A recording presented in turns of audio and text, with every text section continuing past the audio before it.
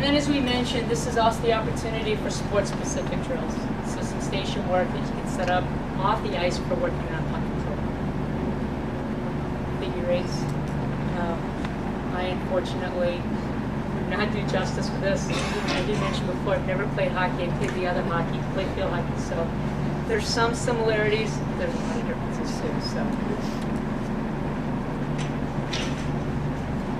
So as I mentioned before, in the younger stage, okay, so learn to train. How do we incorporate? I think at this stage, adding in at least once a week needs to be done, but if you have the opportunity to go 2 times a week, now it becomes a little bit more. Here comes your progression in terms of younger age, adding a little bit more, so as they get older into that point of where they're training to train, they have this already ingrained. They're used to it.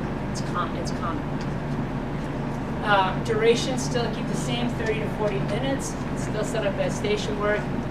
Again, I think you need to have games. And put this picture in here. I love this picture only because I love the fact, and again, I don't know how old this girl is. For some reason, at about 19, 20 years of age, actually even say before that, 15, 16 year olds, girls think it's awful to have muscles. It's bad to be able to get into the labor. We deal with that on a regular basis. At that age, it's like, it's cool. We're just as strong as, Jimmy or Joey or whoever. I also put in there for games. They need to be age-appropriate games. Tag games are always a good standby. Handball becomes fun. Everybody here familiar with handball? The nice thing about handball now, or not now, but in terms of handball, is the cool thing is it teaches them how to move, just like as they would on the ice in terms of moving the puck and moving the ball. Strategy in terms of their movement in off space.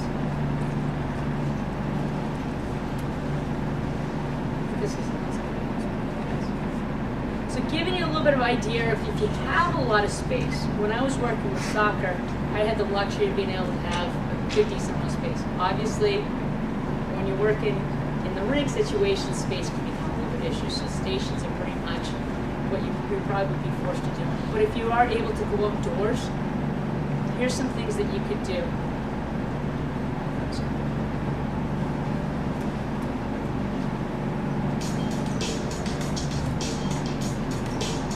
Especially if you have a lot of kids that you're working with.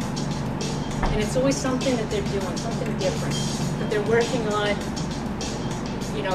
they're working on push exercises, they're working on pull exercises for strength. There's some core work with the glute bridges.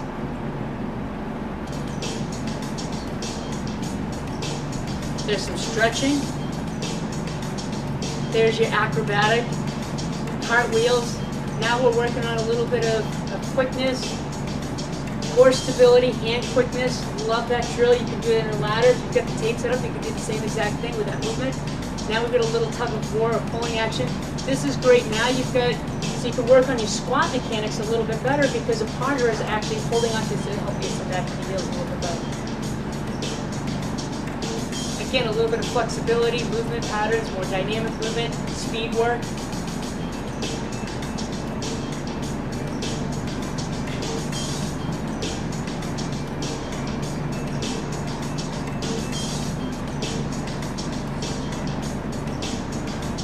Bear crawls with a little bit of resistance.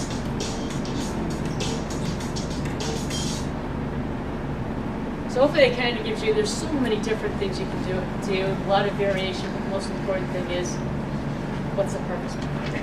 What's the training group that you're going? Any questions on any of that I went through before you get into nutritional guidelines and how we do the time?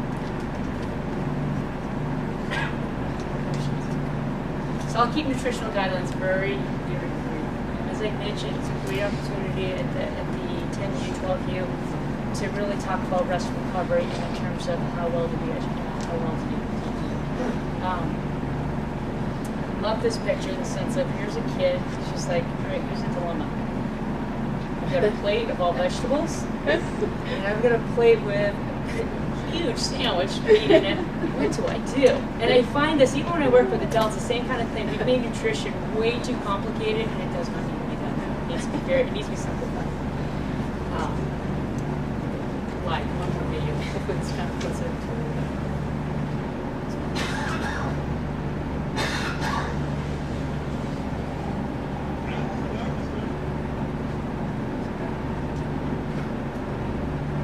second half. Ken, you're looking a bit spent there. All that food running around made me hungry. Got some soda, nacho, candy, the goods. I don't think that's what they refer to as the goods, Kenny. And speaking of goods, Pyramid Power is looking ready to get this game underway. Can't really say the same for the Junk Food Bandits. Down by 5, they seem a bit worn down. Kenny? Never mind. Junk Food Bandits inbound the ball to half. And wait, Benji with the good steal and the immediate easy 2. Doesn't look like the Junk Food Bandits were paying much attention there. Nope. Nice backhand again. His signature move. Runs to the hook. Blocked by Niedenbeam. From the spot in the corner. Over Fries. And it's good. Ken, I don't know if the Junk Food Bandits can keep up. The Pyramid Power has really taken over in the second half. Yeah, I think it's going around the wire. You want a nacho? No. Bag into the 3-point line. Lying down low. Stolen by Benji. Looks like Bag in just crumbled. Cole's having trouble catching up. Looks like all that energy from the beginning of the game is all gone for Cole. Wouldn't you say so? What? Range for 2. Yes!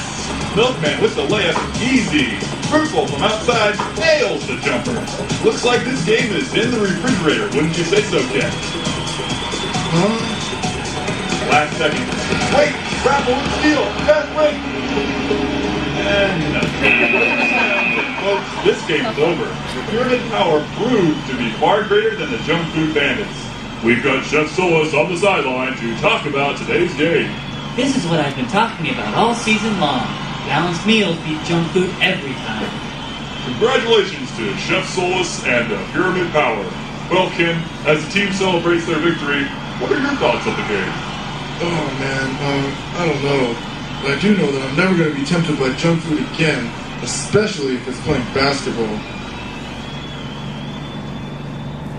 So I put this slide in for more kids' sake. It's a great slide or a video to show to kids that in terms of what you eat, how it can affect throughout the day in terms of not just play, but in classroom situations and settings. The more sugar, the more non-whole foods that you eat, the less energy that you're going to have. Simple stuff as that. It's funny, when I do work with kids over the summer for summer camps, and a lot of them are 6 to 12-year-olds, we'll take a time, at least twice a week, to talk about nutrition for 20 minutes.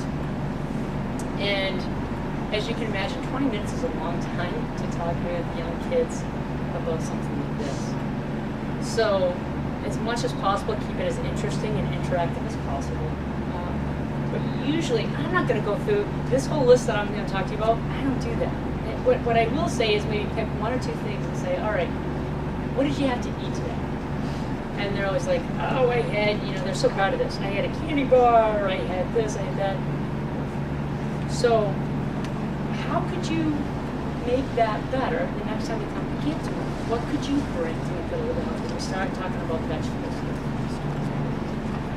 And they'll go home and they'll tell their parents. This is kind of the cool thing, I think, is that parents will be like, Ginny or Sally mentioned that we need to pack carrot sticks at lunch.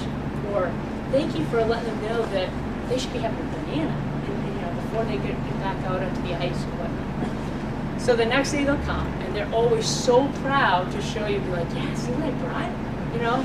And then they're still having the french fries, but at least they made 1 or 2 better choices. All right, so nutritional guidelines, keeping it simple. 1, most important thing is eating breakfast. You'll find that many times when you ask your kids, you ask your athletes if they eat breakfast, a lot of times because everything's so busy, they do not get that in. And obviously, as we know, that's the most important thing. So I highly encourage that. Number 2, whole foods. Minimize or limit any of that processed, anything that comes in a box kind of situation.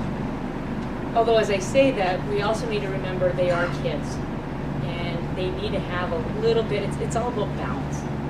If they do have it, I find it hard when we're saying, you can't have this, you can't do this, they're going to be kids and they need to have like a lollipop.